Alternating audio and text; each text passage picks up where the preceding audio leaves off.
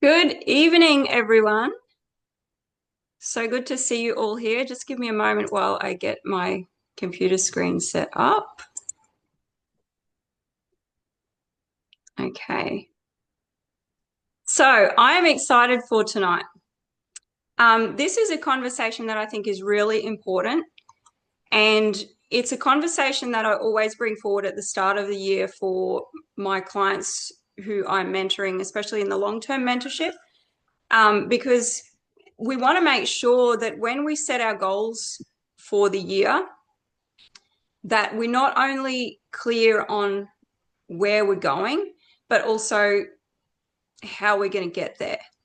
So, and what I mean by how we're going to get there is like, not like, oh, it's this 10-step plan, but it's like, how are you going to make decisions along the way? What are your values? What are your non-negotiables? What are the things that you're willing to do and the things that you're not willing to do?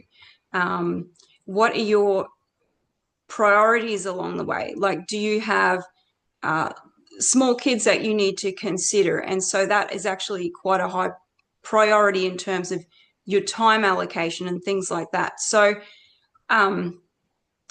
what can happen a lot of the time for especially horsewomen who are, making their goals and getting ready for their year is they'll have really good intentions. They'll have amazing goal and they'll set their goal.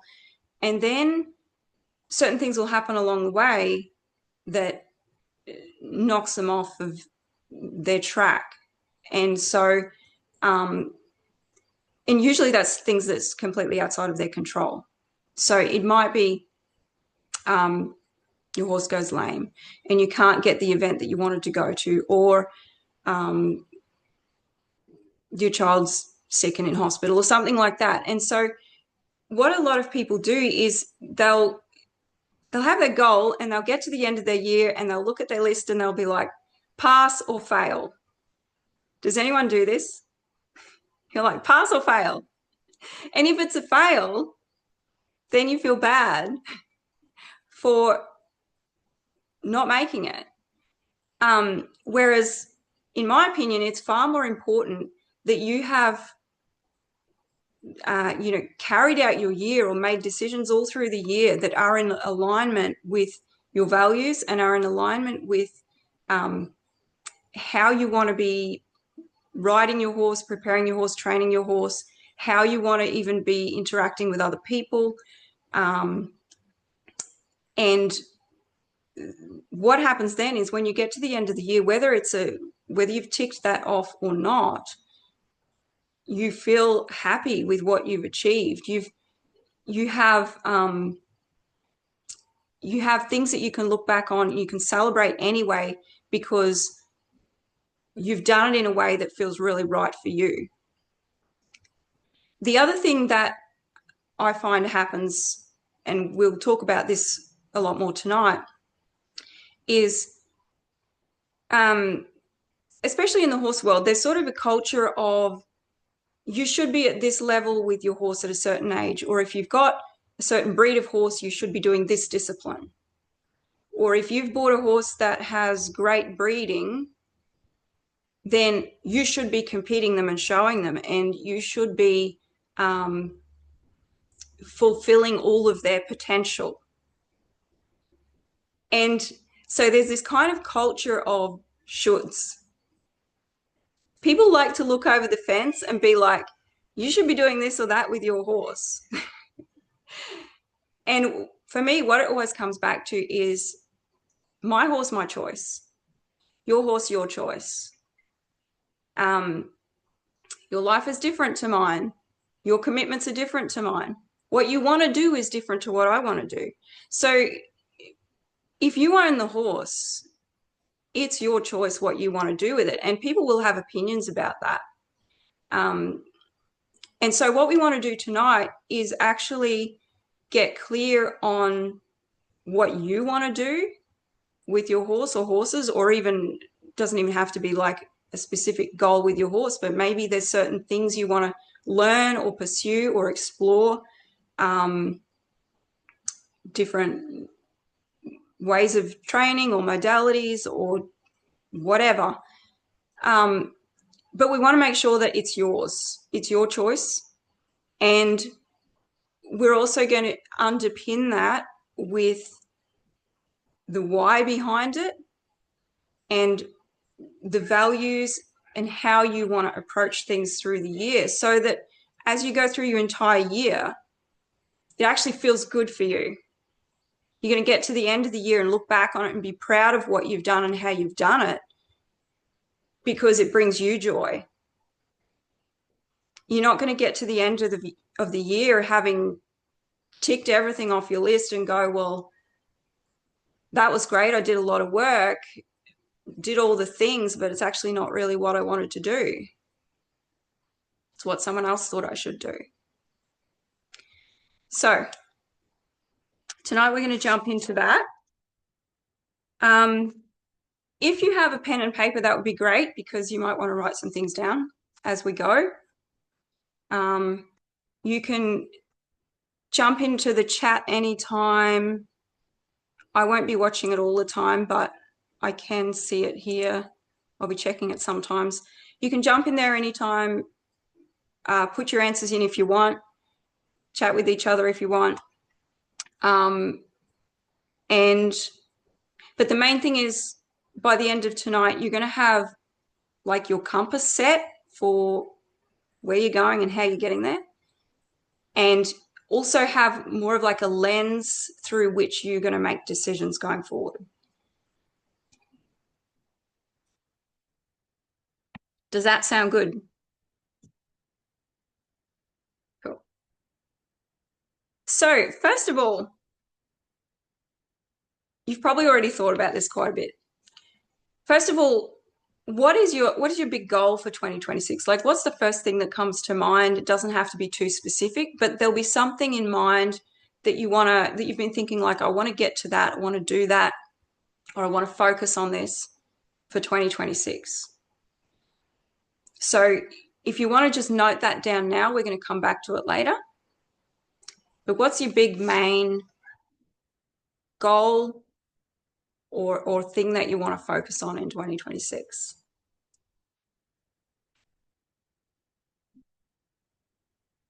I'll give you a minute.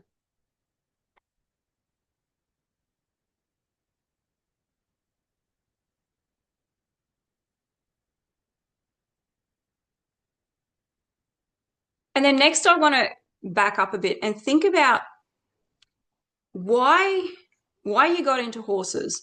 Why, like, I'm talking in the beginning, or maybe even back to childhood, or back to when you really developed a passion for horses or horse riding. Why was that? Like, what was the thing that really excited you or drove you to keep going to lessons, or keep getting back on after you've fallen off? Or like, what was in it for you? And what was that feeling behind it that really made you want to be around horses and ride horses?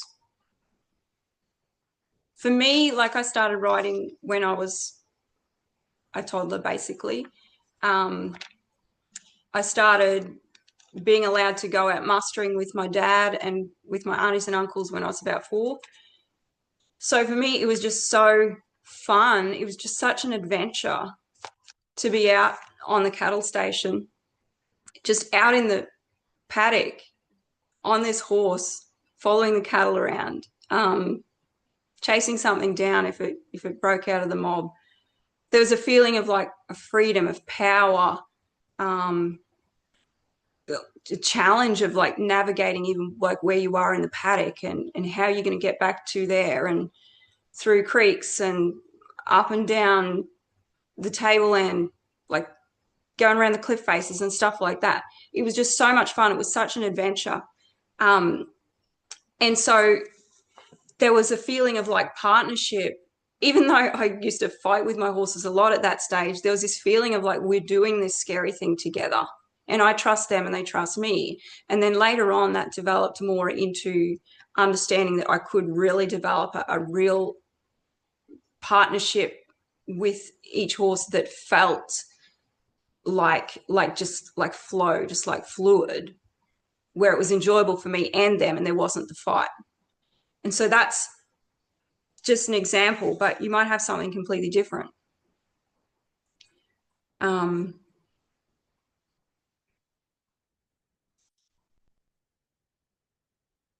and so when you think back to that feeling and what really inspired you to spend so much time with horses, and then you look back at your big goal for 2026, is that in there? Are you going to get that feeling, or are you going to, and maybe the feeling has like changed over time for you, but when you look back at your big goal for 2026, does it still feel as exciting? And is it what really lights you up? Or is there something else sort of like niggling in the back of your mind that you're like, oh, I don't really like to try that? Or I did this once and it was so fun, but people say that's not, you know, or my circle doesn't do that. Or maybe there's something that you really want to do that brings a lot of joy for you that you've been disqualifying yourself from. Or maybe you think you're not good enough to do that. Or maybe you think people will talk about you if you do it that way, especially at higher levels. I mean, it happens through all levels, but at higher levels of competition too, there's sort of like this is how we do it. And if you're doing something differently, maybe that's going to draw attention that you don't want. So I want you to take a moment to clarify your goal a bit more now. And we're not necessarily saying this is set in concrete and this is what you have to do, but if this is bringing up some other things for you, note them down as well. Like there's this little thing in the back of my mind, or I actually really want to try this. Or maybe it's even something like, I usually ride with this certain group of people. I'm not sure I want to do that anymore. Maybe their values are different to yours.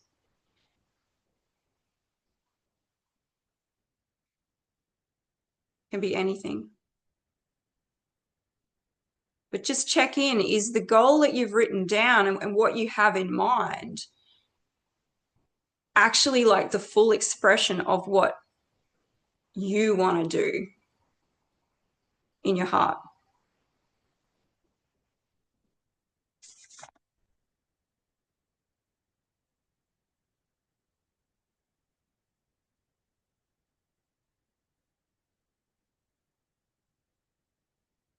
Um,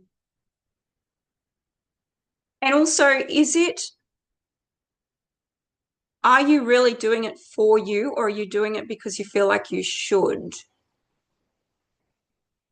So, or because somebody's saying that if you're not doing it, then you're not doing enough with your horse. So, back to sort of the culture in the horse world, I don't know if this is getting better or worse. You can let me know. But there's this funny thing too where people will look across the fence and say, oh, you're not doing XYZ with your horse, so you don't deserve him.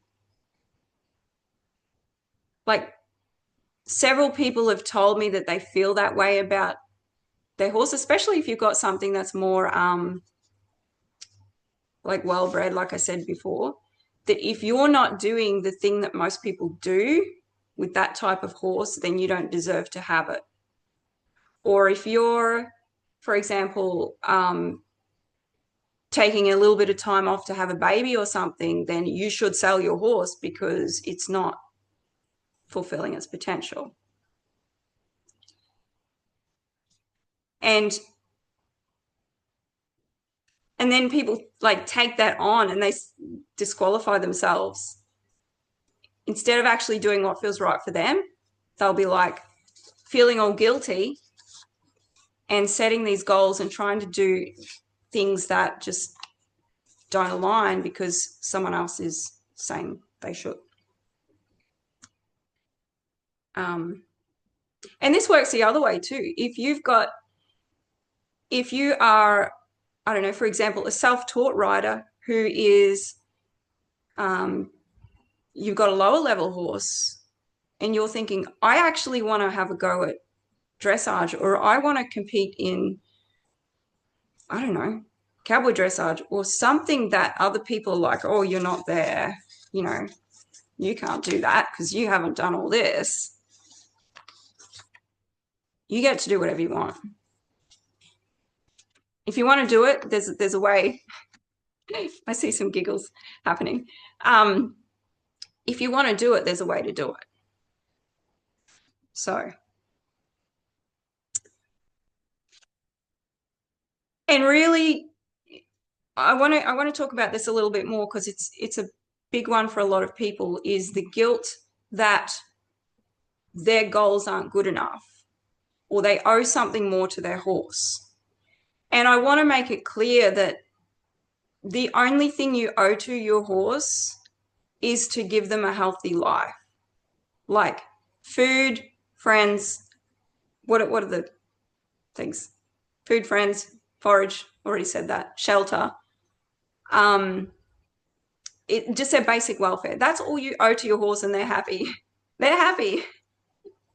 Everything else is opinions, is other people's opinions that are put onto you, and it's just not their business.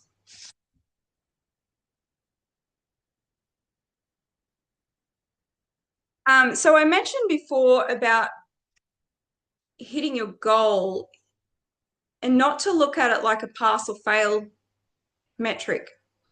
So if you, oh yeah, food, shelter, friends. Thanks, Tracy. If you are doing everything throughout your year in alignment with the way that you want to approach your work and your horsemanship, then you're going to get to the end, and whether you've achieved that thing or not, you're going to feel fulfilled because you've done it in the way that's right for you. So, and we don't have control over a lot of factors. We don't have control over the weather. We don't have control over whether a horse injures himself in the paddock. We don't have control over whether we get sick or whether something happens in our family that we've got to take time away for and things like that. What we do have control over is our choices. We have control over the decisions that we make along the way. And that is ultimately going to determine how you feel about yourself at the end of the year and what you're going to be celebrating. So, with that in mind, when you look back at your goal again, how do you want to achieve that? So, maybe you do have a step-by-step plan that you want to follow, or maybe you are like, I want to get to the next level in competition. I want to ride next level dressage this year. And I want to do it in a way that my horse gets happier in the work, not sour. That's a value right there that's going to dictate how you make your decisions through the year. That's going to dictate whether you are happy with yourself at the end of the year or not. What's another example? I want to work with a coach this year in a certain discipline, and I want to work with a coach who respects me. So I'm not going to work with somebody who talks badly about other people or I'm trying to think of the word. Can't think of the word. But like disrespects horses. Yeah, someone who doesn't share your values. Exactly. So the goal moves from being like, I want to do this thing and I'm going to do it however I get there, to I'm going to do it in a certain way that's right for me.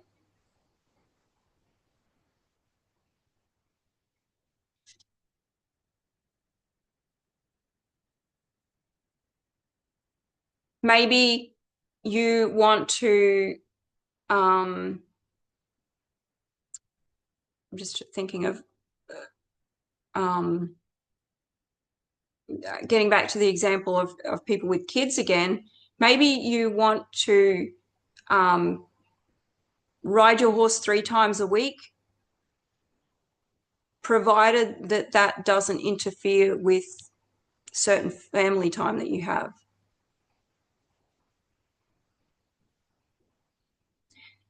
So there's certain ways of how you're going to get to your goal that ultimately dictates whether you feel successful or not.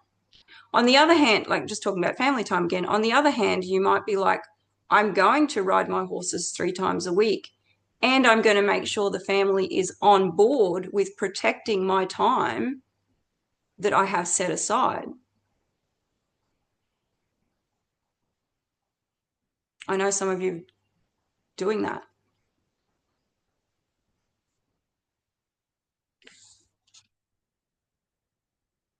Another another example is I'm just thinking back for myself back to 2017 or about that time when I changed um, from doing more like traditional style horsemanship to a more partnership based approach.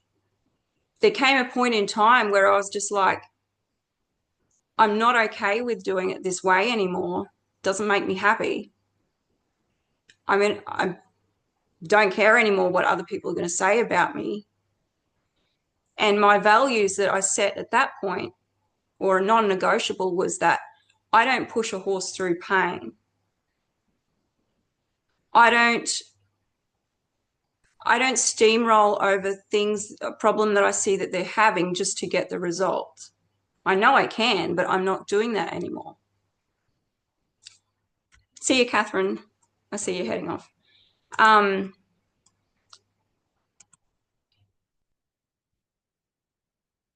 yeah. So you can go into that a lot more in your own time as well. Think about the how. Um,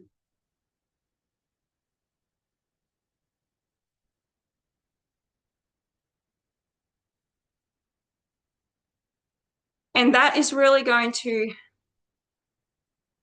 set your compass and for how you make decisions all along the way. So some of my clients this year have had to deal with lameness, um, occasional injury of their horse. We've had, you know, problems with weather, which, especially here around Mackay, you're always going to be set back by those things. And, but still, we've gotten to the end of the year and they've got so much to celebrate because they've been able to stay on track with doing things that are aligned with their values. When they're making those decisions around, do I ride today? Okay, this is my goal. This is my goal. I want to get out to this clinic, or I want to be doing this thing. This is my goal. But I've got to make a decision between do I do the thing? Do I just do the thing so I can say that I've done it and so that my friends are proud of me and so that I get to the end of the year and I can celebrate that? Or do I check in with my values and make sure that the decision I make is one that I'm actually happy with? inside. Okay, I'm just going to check the chat here for a second. Setting and enforcing boundaries. Yes, I think that was to do with, that might have been to do with the time, allocating time, JJ, I think. And always have a plan B, C, and D. Yes, there are 26 letters in the alphabet. Improvise, adapt, and overcome. Absolutely. Yeah, and being willing to change when you need to. I took shortcuts in 2024 that didn't align with my values with one of my horses. She had all 2025 off recovering. Oh, yeah.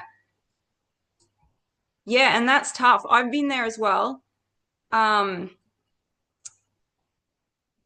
Yeah, when you, I didn't mention this so much before, but it's good you brought that up because those shortcuts can really kick you in the backside. And it's worse, I think it's worse when you know when you're taking the shortcut that this doesn't feel so good, but I said I was going to do this thing. And I've been there too, where I've maybe not taken a shortcut, but I let somebody else override my decisions with my horse because they were more experienced. They had more years in the game. And my horse actually got injured out of it. And it just feels so bad. And this is something that is really worthwhile bringing up too, that through the year, if you are riding with other people, if you are competing, if you have coaches and mentors, and I'm a coach and mentor as well, so this includes me as well,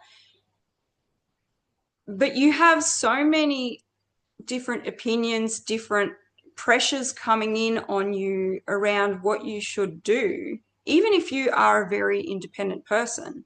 Like, I'm pretty independent with how I do things, but I still feel pressure from certain people and in certain environments. And so you've got to have a pretty strong compass set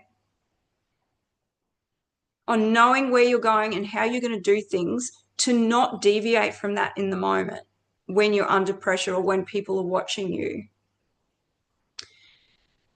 And so it really helps to have thought about this before, because especially if you're the kind of person who likes to go with the flow and likes to not or likes to people please and not cause a fuss, not stand out. Sometimes you're going to have to stand out. Sometimes you're going to be going against the grain in order to preserve your partnership, in order to stick to your values.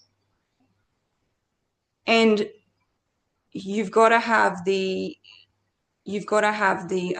self-confidence to do that, self-confidence in yourself to do that. Doesn't mean you have to be a confident person generally, but you do have to stick to what you're going to, stick to what you said you were going to do.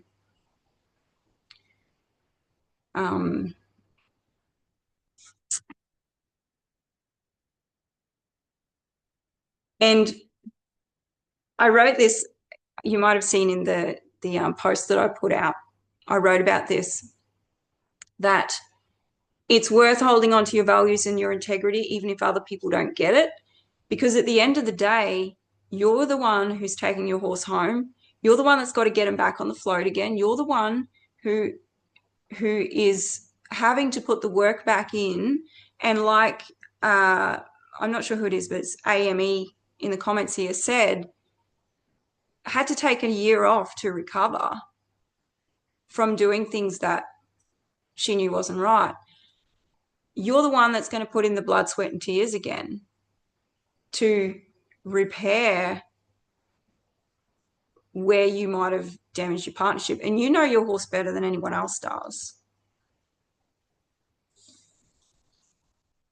So you're the one who's going to be making the best decisions for them. You want to make sure that when you're doing your outings or your training or whatever it is that you're doing, that you're really building trust in your partnership. Sometimes that means taking a little bit longer. But at the end of the day, I mean, I don't know what you put down on your earlier on when we were talking about the feeling that you want to have around horses and what your values are. But for me, at the end of the day, I want a partnership that feels good for both of us.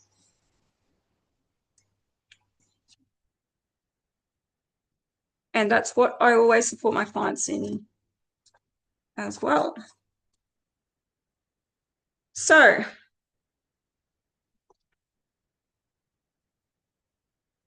your compass is set.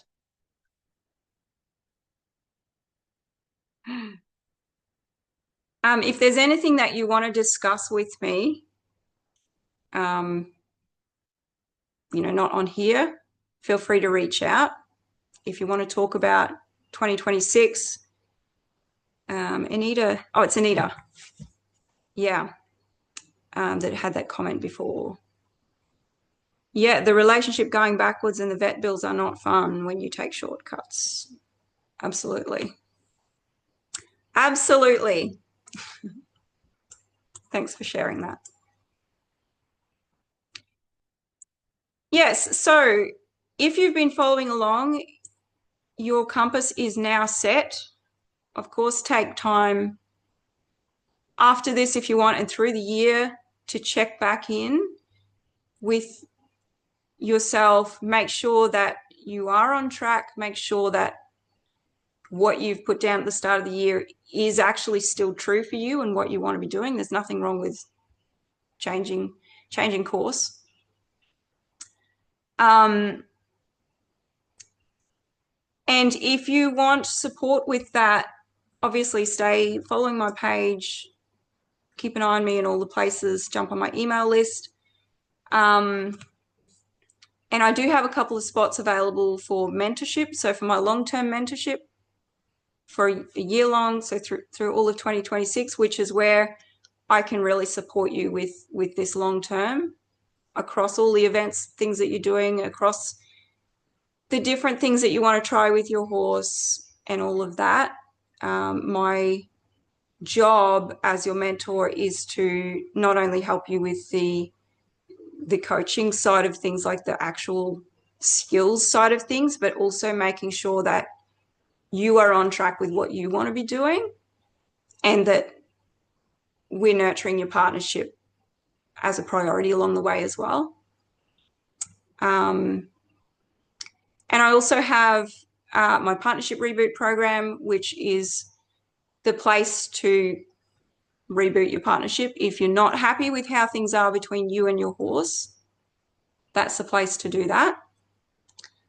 It's a 6 to 12 week program in person in the Mackay area. And then also there is a concentrated version of that online as well to really get things working again between you and your horse, keeping in mind that you are the leader in the partnership. So we're going to create a healthy dynamic there and keep you safe, but also always respecting the horse and doing things in a way that makes them feel good in the partnership and good in their own skin as well. So, and that helps with all sorts of things from separation anxiety to pushiness to spookiness to, outings, so many things there. So do reach out if you are interested in working together. Just send me a message and we can have a chat. But aside from that, are there any questions from tonight?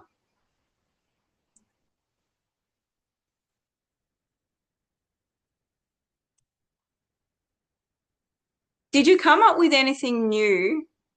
Did you come up with anything new in your goals? Or did you just realize that you really are on track and you're really happy with where you're headed? I'd love to know. Put it in the chat.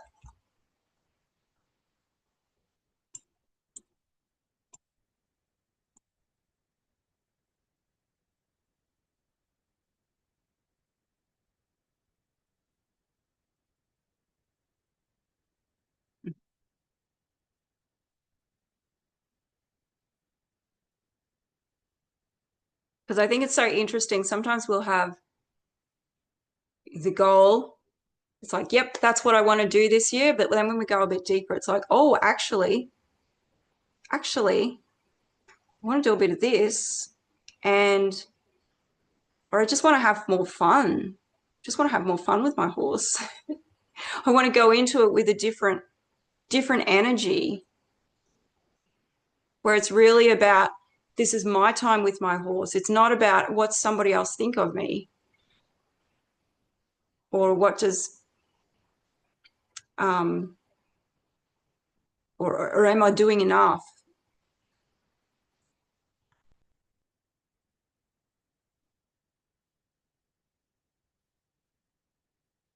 So in the comments, JJ says, I want to continue building on my goals, but have a few more fun things in there as well. Cool. Fun. Fun is always good.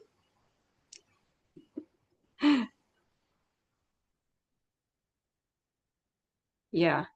And give yourself, I've kind of mentioned this before too, but give yourself the freedom throughout the year to be like, I actually want to deviate a little bit and do this.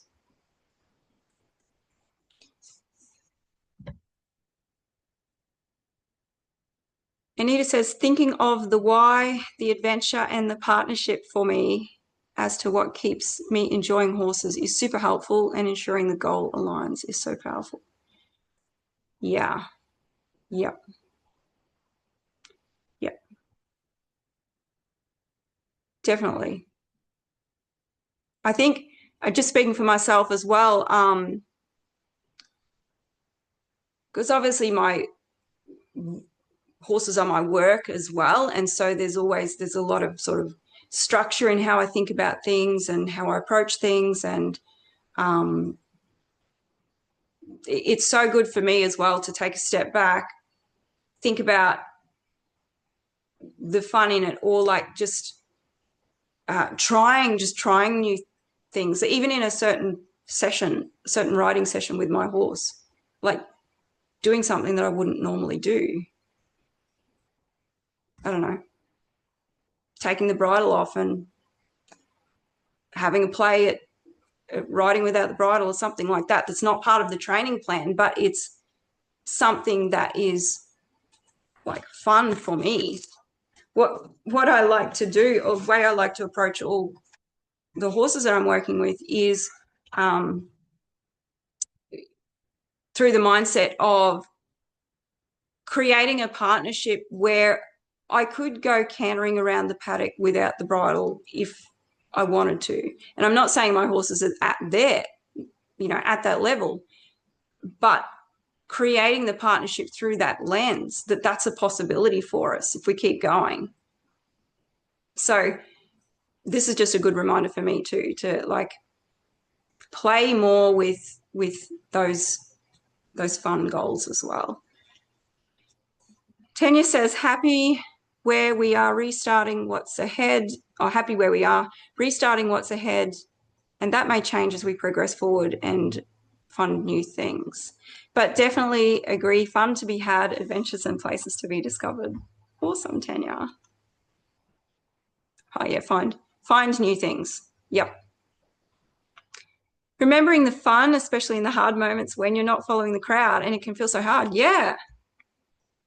Yep. some of the secrets in that, I think, also is finding your crowd.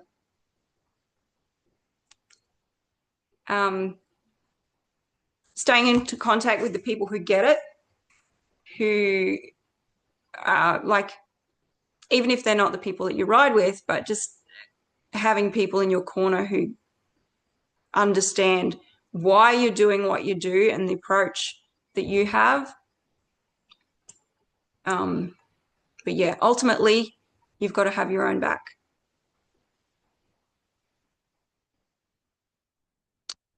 And know that those fun times come around again. Like sometimes people will get really disheartened when things are going down, when things aren't working out. And I think also they get into that mentality of the pass or fail. Like, my horse is playing up today, or my horse is like we're behind schedule, or it's not on track, whatever. And again, they put that big old stamp on their fail. And it's temporary. It's so temporary. Yeah. Remember the fun, and it'll come back again. Okay, if there are no more questions, well, if there are, just type them in the chat now.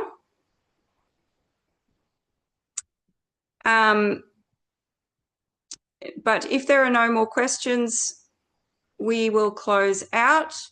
Let me know if I can help you with anything, or if you just want to have a chat. I do have some spaces available for long-term mentorship this year, and also the partnership reboot programs. And I just want to say on that too, a lot of people wait until like after the wet season to start this stuff. Don't wait. Time is now. The opportunity is now. Like, there's so much you can be doing now. I'm working with some clients at the moment around the rain. Obviously, if it's too wet, we don't do the lesson, we postpone, but there's a lot you can get done through the wet season and really set yourself up for the dry season and the riding season and everything as well. So that being said, you have an awesome night. Enjoy getting creative with your goals and thinking about that more, and make sure you're doing it for you. And I will see you